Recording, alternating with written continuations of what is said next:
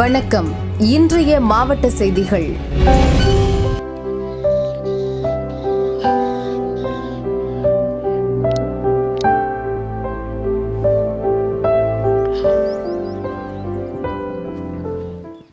மதுரையில் மேம்பட்ட வனவிலங்கு பாதுகாப்பு நிறுவனம் AIWC தமிழ்நாடு இடைக்கொல்லி பறவைகள் ஆராய்ச்சி அறக்கட்டளை இணைத்து மாவட்ட வனக்கோட்டம் சார்பில் முதன்முறையாக இரைக்கொல்லி பறவைகள் கணக்கெடுப்பை நடத்தியது. இந்த கணக்கெடுப்பு உரப்பனூர், திருமங்கலம், சாத்தையாறு அணை, செம்பட்டி காப்புக்காடு, திருப்பரங்குன்றம், ஏர்போர்ட், அவனியாபுரம், அரிட்டாப்பட்டி, ஆலம்பட்டி, அழகர் கோயில் மலைகள் உள்ளிட்ட பகுதிகளில் கணக்கெடுப்பு நடத்தப்பட்டது. ஒவ்வொரு பகுதியிலும் 20 கிலோமீட்டர் தூரம் வாகனத்தில் சென்றும் 6 கிலோமீட்டர் வரை நடைப்பயணம் மேற்கொண்டும் கணக்கெடுப்பு குழுவினர் பறவை இனங்களை GPS உதவியுடன் பதிவு செய்தனர். ஜனவரி 31 மாலை 6:30 முதல் இரவு 9:30 மணி வரை இரவு நேர வேட்டையாடும் பறவைகள், மறுநாள் காலை முதல் பகல் நேர வேட்டையாடும் பறவைகள் கணக்கெடுக்கப்பட்டன. வல்லூறு, கரும்பந்து, கருந்தோள் பருந்து, பூஞ்சை பருந்து, புள்ளி ஆந்தை, இந்திய பக்கி, ஜேர்டன் பக்கி, பூமன் ஆந்தை, பொறி ஆந்தை, சவானா பக்கி உள்ளிட்ட பறவை இனங்கள் கண்டறியப்பட்டன. சேகரிக்கப்பட்ட தரவுகளின் அடிப்படையில் AIWC சார்பில் இறுதி அறிக்கை வெளியிடப்படும். வனத்துறை அதிகாரிகள் கூறுகையில், மதுரையின் இயற்கை பாரம்பரியத்தின் நீண்டகால சூழலியல் சமநிலையை உறுதி செய்யவும், கம்பீரமான வேட்டையாடும் பறவைகளின் எண்ணிக்கை, அவற்றின் வாழ்விட ஆரோக்கியத்தை புரிந்து கொள்ளவும் இக்கணக்கெடுப்பு உதவுகிறது என்றனர். இந்த இரைக்கொல்லி பறவைகள் கணக்கெடுப்பில் 25க்கும் மேற்பட்ட தன்னார்வலர்கள், பறவைகள் ஆய்வு நிபுணர்கள் பங்கேற்றனர்.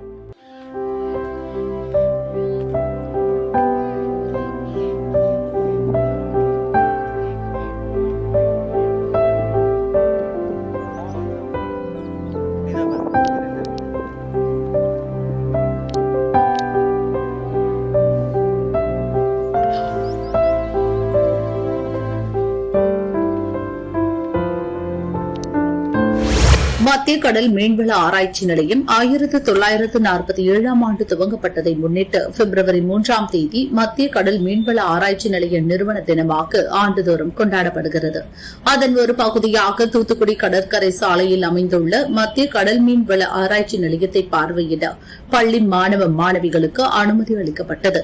அங்கு செயற்கை முத்து தயாரிக்கப்படுகிறது. மேலும் கடல்வாழ் உயிரினங்கள் மற்றும் கடல் வளம் குறித்து ஆராய்ச்சிகள் நடக்கின்றன. இதுகுறித்து இங்கு வரும் கல்லூரி மாணவ மாணவிகளுக்கு ஆராய்ச்சியாளர்கள் விளக்கி வருகின்றனர். இங்கு பதப்படுத்தப்பட்ட அரிய கடல் உயிரினங்களை மாணவர்கள் ஆர்வமுடன் கண்டு குறிப்பெடுத்துக் கொண்டனர். நாங்கள் இப்போ சிங்கிரால் நேரில் நாங்கள் பார்த்ததில்ல. அதை இங்கே அதோடைய உணவு வகைக்கு ஏற்றாப்புல அதோடைய வளர்ச்சி எப்படி இருக்குங்கிறத தனித்தனியாக அந்த பாக்ஸ் மூலமாக எங்களுக்கு அதை சொல்லிக் கொடுத்தது எங்களுக்கு நல்லா இருந்துச்சு. அது எங்களுக்கு புரிஞ்சுது. சிங்கிரால் எப்படி இருக்கும், அதோடைய சாப்பாட்டுக்கு ஏற்றாப்புல அதோடைய வளர்ச்சிகளை எங்களுக்கு நாங்கள் பார்க்க முடிஞ்சுது. கடல் பஞ்சுகள், நிறையா வகையான கடல் பஞ்சுகள் எங்கள்கிட்ட ஒன்றா அதை எக்ஸ்பிளைன் பண்ணாங்க. அது நல்லா இருந்துச்சு. நாங்கள் அதை பார்த்ததில்ல. நிறைய மீன் வகைகள், தெரியாத வகைகள் மீனையும் எங்களுக்கு இன்றைக்கி நாங்கள் பார்த்தோம். எங்களுக்கு சின்ன சின்ன வகை மீன் தான் தெரியும். இங்கே நிறைய பெருசாக வச்சுருக்காங்க. அதோடைய பதப்படுத்தி ஒவ்வொரு பாக்ஸ்லையும் வச்சுருந்தது பார்க்க அருமையாக இருந்துச்சு. கரை ஒதுங்கின மீன்களையும் பதப்படுத்தி அதை பார்வைக்கு வச்சுருந்தது அருமையாக இருந்தது. எங்களுடைய நிறுவனமான மத்திய கடல் மீன் வள ஆராய்ச்சி நிலையத்தின் நிறுவன நாளை கொண்டாடி கொண்டிருக்கிறோம். ஸோ இந்த நாளில் தூத்துக்குடி மண்டல நிலையம் 1947 நம்ம இந்த மத்திய கடல் மீன் வள ஆராய்ச்சி நிலையம் தொடங்கும் போது இந்த மண்டல நிலையமும் ஆரம்பிக்கப்பட்டது. ஸோ இந்த நிறுவன நாளை கொண்டாடுறதுக்காக நம்ம இந்த நிலையத்தினுடைய அனைத்து லேபரட்டரிஸ், மியூசியம், எங்களுடைய ஒர்க்கிங் ஸ்பேஸ் எல்லாத்தையுமே open to public, especially school children, college students, அப்புறம் ஜென்ரல் பப்ளிக்குமே நாங்கள் ஓப்பன் பண்ணியிருக்கோம். இன்றைக்கி யாருனாலும் எங்களுடைய நிலையத்தை விசிட் பண்ணி எங்கள் நிலையத்தில் நடக்கக்கூடிய அனைத்து நிகழ்வுகள், ஆராய்ச்சிகளை பற்றி தெரிஞ்சுக்கலாம். ஸோ இது பொதுமக்கள் மற்றும் மாணவர்களுக்கு ஒரு நல்ல வாய்ப்பு இது. ஸோ இதை பயன்படுத்திக்கிட்டு அவங்களுடைய அறிவியலில் அவங்களுடைய ஒரு திறமையை வளர்த்துக்கிறதுக்கு இது ஒரு ஏதுவாக இருக்கும். ஸோ இன்றைக்கி என்ன நம்ம முக்கியமாக சொல்கிறோம் அப்படின்னா, நம்ம மத்திய கடல் மீன்வள ஆராய்ச்சி நிலையத்தோட முக்கியமான ஒரு ஆராய்ச்சியில் ஒன்றான கடலில் செயற்கை முத்து வளர்ப்பை பற்றி நாங்கள் இங்கே எக்ஸ்பிளைன் பண்ணுறோம். அது எந்த மாதிரி ஒரு பேர்ல் ஆயிஸ்டர்லேருந்து அதை பண்ணுறவங்க, செயற்கையில் அதை எப்படி இம்ப்ளிமெண்ட் பண்ணி அதை பண்ணுறோம் அப்படிங்கிறத பற்றி எல்லா விளக்கமான ஒரு எக்ஸ்ப்ளனேஷன் கொடுக்குறோம். அதை தவிர கடலில் என்ன வகையான மீன்கள் இருக்குது, ஸோ அந்த வகைகளை பற்றியும் பொதுமக்கள் மற்றும் மாணவர்களுக்கு எடுத்து சொல்கிறோம். அப்புறம் கடலில் மீன் வளர்ப்பு பற்றியும், கடல் பாசி வளர்ப்பு, அப்புறம் வந்து க்ரீன் மசல், அப்புறம் வந்து நண்டு, லாப்ஸ்டர் வளர்ப்பு, இது எல்லாத்தையும் பற்றியுமே ஒரு எக்ஸ்ப்ளனேஷன் கொடுக்குறோம்.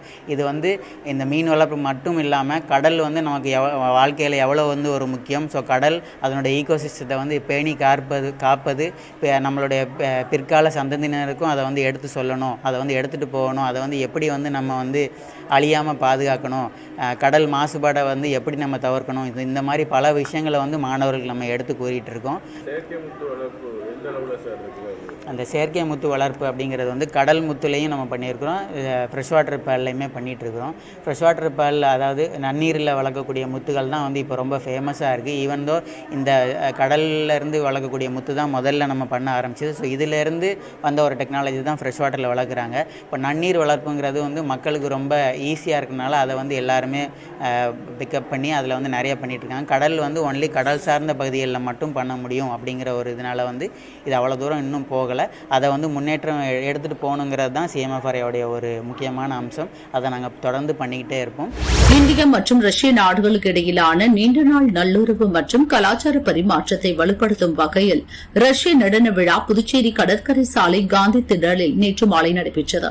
சென்னையில் உள்ள ரஷ்ய அறிவியல் மற்றும் கலாச்சார மையம் மற்றும் இந்திய ரஷ்ய கலாச்சார கல்வி மற்றும் வர்த்தக கவுன்சில் ஆகியவை புதுச்சேரி சுற்றுலாத்துறையுடன் இணைந்து இந்த நடன நிகழ்ச்சி நடைபெற்றது. இதில் 17 பேர் கொண்ட ரஷ்ய நடனக்குழு கலை நிகழ்ச்சிகளை வழங்கினர். நிகழ்ச்சியை சுற்றுலாத்துறை அமைச்சர் லட்சுமி நாராயணன் துவக்கி வைத்தார். ரஷ்ய நாட்டின் கலாச்சாரம் மற்றும் பாரம்பரியத்தை பிரதிபலிக்கும் வகையில் இந்த கலை நிகழ்ச்சி அமைந்திருந்தது. ரஷ்ய நாட்டின் புகழ்பெற்ற கலிங்கா, மிலாதா, திம்கோவா என 17 வகையான நடனங்கள் பார்வையாளர்களை வெகுவாக கவர்ந்தன.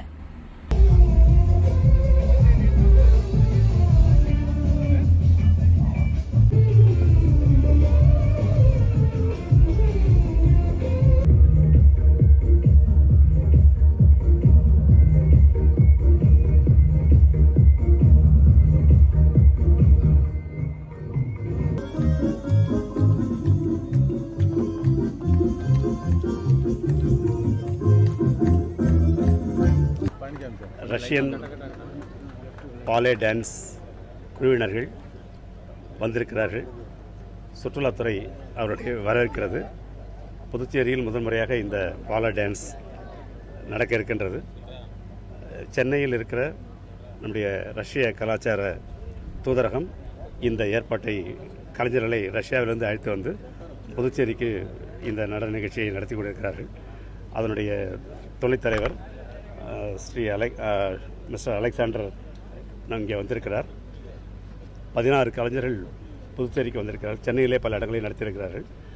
புதுச்சேரியில் நம்முடைய பல கலாச்சாரங்களை இருக்கிற இந்த புதுச்சேரி மாநிலத்தில் ரஷ்ய கலாச்சார நடனத்தையும் புதுச்சேரியிலே நடத்துவது நமக்கு பெருமையாக இருக்கிறது. இந்த நடன கலைஞர்கள் 2 நாட்கள் இங்கே தங்கியிருக்கிறார்கள். அவர்களுக்கு புதுச்சேரி அரசு அவர்களுக்கு கௌரவப்படுத்தம் இருக்கிறது. நம்முடைய மாண்புமிகு முதல்வர் அவர்கள் இந்த கலாச்சார நடனத்திற்கு அனுமதியை வழங்கியிருக்கிறார்கள். இது மட்டுமல்லாமல் செஸ், ரஷ்யாவும் இந்தியாவும் செஸ்ல உலக சாம்பியனா இருக்கிறாங்க. அவர்கள் ரெண்டும் சேர்ந்து உலகத்து ஒரு பயிற்சி கூடத்தை இங்கே பாண்டிச்சேரியிலே அமைக்க இருக்கிறோம். அது மட்டுமல்லாமல் உயர்ந்த கல்வி மணக்குள விநாயகர் கல்லூரியுடன் சேர்ந்து ரஷ்ய அஸ்ட்ராலஜி, அஸ்ட்ரானமி, ஸ்பேஸ் ரிசர்ச் எல்லாம் செய்வதற்கு நாங்கள் ஏற்பாடு செய்து கொண்டிருக்கிறோம். ரஷ்யாவும் இந்தியாவும் மிக நெருங்கிய நட்பு நாடுகளாக இருக்கிறது. அந்த வகையிலே நாங்கள் வர்த்தகத்தை, இந்தோ ரஷ்யா ட்ரேடு வர்த்தகத்தை அதிகமாக வரும் காலங்களிலே வளர்க்க இருக்கிறோம். அதுக்கு முன்னோடியாக இந்த நடனம், கலாச்சார நடனம் ஒரு முன்னோடியாக மக்களுக்கெல்லாம் இருக்கும்.